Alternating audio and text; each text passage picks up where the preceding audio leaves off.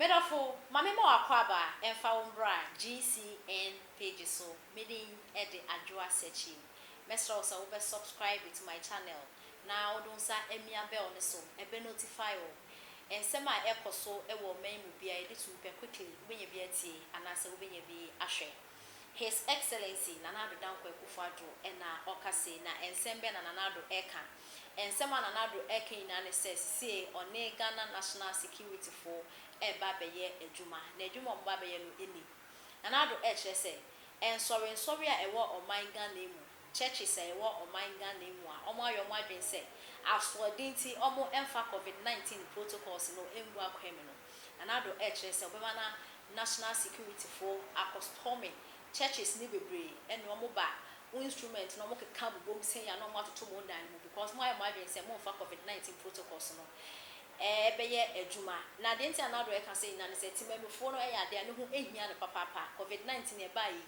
eniama e koso wo mem no na kasa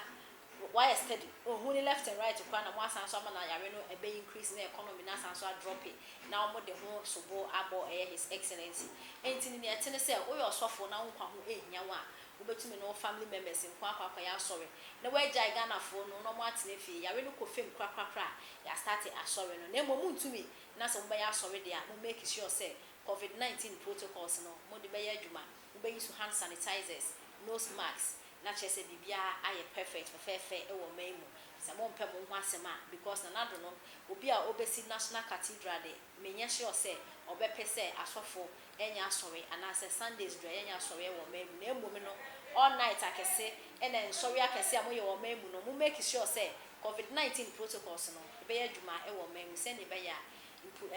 omen obi abefa ne ntuma pa efra na KKK no amba enti no mo mo den sa asofo no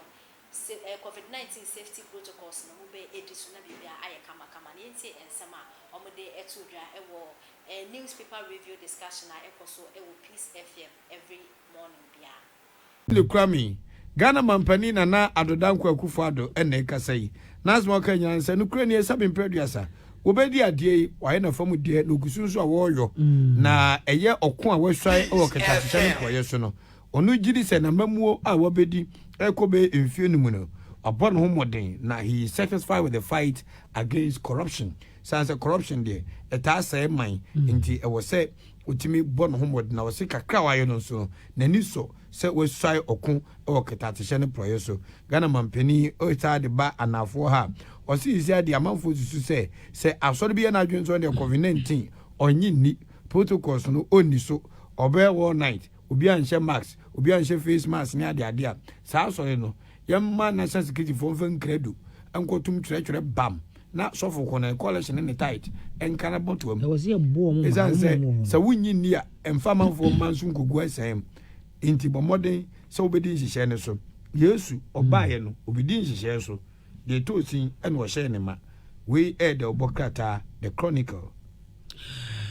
aha na busuafo ye de bonkrata na posta ni nyina ye de mo Asia Seda and Fidelity Bank was www.fidelitybank.com ye emrante nya adwuma nya ukonkurase a factories ye bi ni ho enwuma nkuma ni ho ena afi bia ni Peru University na bi wie poly na bi secondary school over 30,000 graduate no mabagum say twon obi ani adwuma ye ena pressure yembanfo nya adwen say yensi factories yenye nwuma bema emrante maba na nya adwuma ye de omunima na yekọ IMF yekọ World Bank China for me grant we am ye say eno nko na Ghana mpanfo nim enti Dr. Kofi Amo no businessman say ono otu esebo onya akwada anu obi nso timi kan kasa bo hye ne bo wo so wo kanadwen e de akere Ghana mpanfo say ayeyo tom ma bro besia fiti kwa me kuma penso a obi abedi ade a osia me ba na besia no e ka Ghana de $150 million we ba odi bia be ka ho e di 250 say akwese kwa na di bi ka ho kwa na di bi enu kwa na hia ye hu so obi abedi ade no se Ghana besia me ba mate so ma boa ma ye tua kan bi na akofom afi bia Ghana sika ayede ekosoro enso ya setena mu no so wa mu ani amre wabra bomu a wa bedi do konkwa eno ne asema Dr. Kofi Amo a wode atudwa na uba ɛyɛ inside krata na chi a was ye Akufo-Addo na di kumprako bae yo wona ne mpanufo bi na di kumprako bae ti wono ubedi president no na manfo say Nana Addo abae de ne atadwufo wa ya te dene Kwasi Pratt Junior paper aye fa ne inside de ode ba no pay o say Akufo-Addo bae ode Nana Bobo aka dum so ode aba corruption wa yiri mi say 10 abandoned project adwuma abanfo abandoned ade ne saka obae wa yinani ekwanfo yenam so saa city depreciation atofom say team okwatema manfo enya nsuo nom galam say why no part 1 and 2 part 1 or the operation Vanguard konyo mu say tam angosiaga amanfo akatu ada fom say team enwomabo ayeden high cost of living Ghana city mu aye bare mass unemployment enipa bebre ni adwuma ye enuti May 9th ade a Ghana for so be ye kire e de ache ye mampani na ye kire dey that say fix the country now and only asama the bokata Kwasi Pratt Junior inside what they aba Mamento aso ewo me papa da obokrata no mo the Ghanaian publisher na Ghanaian publisher e the Professor Ransford Jampo wodi ni foni abetwa no we futu e no de ma NPP amayoko no wo se wo mo adopt one man one vote no mo fan select obi a mampanyin na Akufo-Addo ni ho no mo a wo ba abedi nade e no ye futu a e de ekwama NPP empanyimfo e no dan chen so a 2013 boss wo mo report to be wo mo che sa report no mpanyimfo mienu bi ho no ma ye bo mo din so wo mo do mo afore ketashe prekankan eni dwiri memu eno so ho nsem Ghanaian publisher the bakatai e de aba na wo che se NPA for en wo mate fuel so aba 9 pesos the free 17 pesos aba 9 pesos ena eno so de aba na wo che se ade nsantwerefo wo se ye mwafu so hire ye dide ye ma ye kwan se ade bi nkoyi a ye mfekire ni na ye nka no kure ni trodo enkotwantro wutwantro de ne waso ma esi na emom no kanokure trodo na etimi emwa eno ene nsema hodo bebre ena the Ghanaian publisher the bokrata ya no pay wode na modi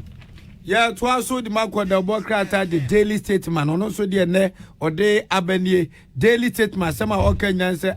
wodi onunya format opoku prempe na po oyemrahye bedwani SIS afo hwe anyinamsem so e wo memamfo ni aba eno se Nana Addo danko Akufo-Addo adudi wa tie amanfo asem na nse petro boy se ekoso amanfo se bo nana na die na wuye asetre mu ayeden ene but ebiama bibi koso minim se presidency ni ya aware so munya aware ye ntwe madwe maso ene ukukrum koto ade na ye kasa ye 2 series ato one to no chamba na yatum minim adekwa ekoso no ebiesi pen but say your man penifo ya we bia na sabi ebetima ba sa ahonkyera bakakra ahonkyera de aba mo enokre wa obaka se nyenokro boa na obi nso timi fa sa ahonkyere no no di bu nkrofo cause okotale ne okyera yesi atum asem nti ye besrem penifo se omunya awe by they should sit up because emu ya yeden nti petrol no ena esi fuel no price no ma to poku pempese nyame adom o ma twen e dia ba fom na penifo se 7 predecessor uye ni ya wani